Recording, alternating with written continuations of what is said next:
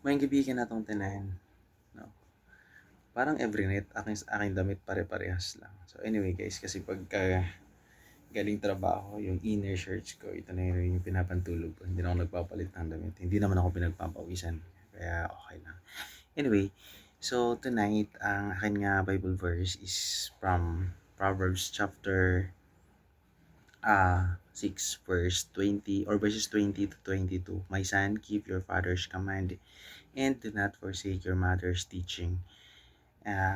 Bind them always in your heart and fasten around your neck. When you walk, they will guide you. When you sleep, they will watch over you. And when you awake, they will speak to you.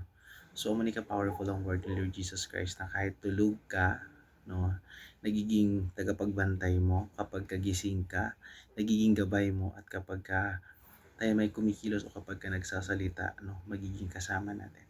So that's how the word of God or the promises or the commandments of God, no, becomes powerful sa ating buhay. So lahat at kaya nga yung Bible is nagiging, diba, laging sinasabi, it's the basic instruction before leaving the earth or before life ends.